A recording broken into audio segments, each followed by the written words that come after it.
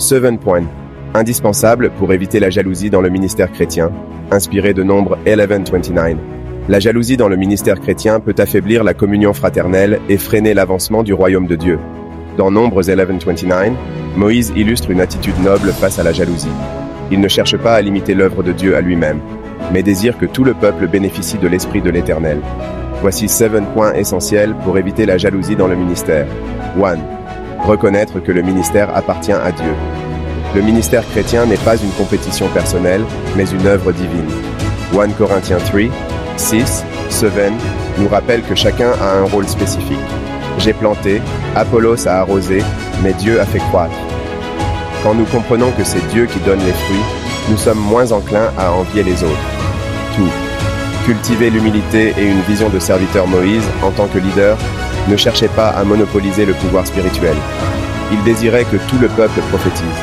Cette attitude d'humilité permet de se réjouir des succès des autres. Philippiens 2, 3 exhorte, ne faites rien par esprit de rivalité ou par vaine gloire, mais que l'humilité vous fasse regarder les autres comme étant au-dessus de vous-même. 3.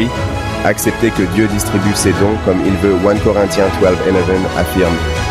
Un seul et même esprit opère toutes ces choses, les distribuant à chacun en particulier comme il veut. Être jaloux du ministère d'un autre, c'est en réalité questionner la souveraineté de Dieu. Reconnaissons que chaque appel et chaque don a un but précis pour l'édification du corps de Christ. Four. Priez pour un cœur rempli d'amour. L'amour élimine la jalousie. 1 Corinthiens 13. Four, Five nous enseigne. L'amour est patient, il est plein de bonté. L'amour n'est point envieux.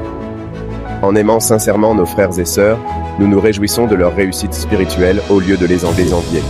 5. Apprendre à collaborer et célébrer les autres Moïse. Voyez l'intérêt de travailler avec un peuple rempli de prophètes. La collaboration dans le ministère renforce le royaume de Dieu. Romains 12:15 dit « Réjouissez-vous avec ceux qui se réjouissent ». Célébrer les dons des autres nous aide à éviter les frustrations et la jalousie. 6. Développer une mentalité de contentement. La jalousie naît souvent du mécontentement.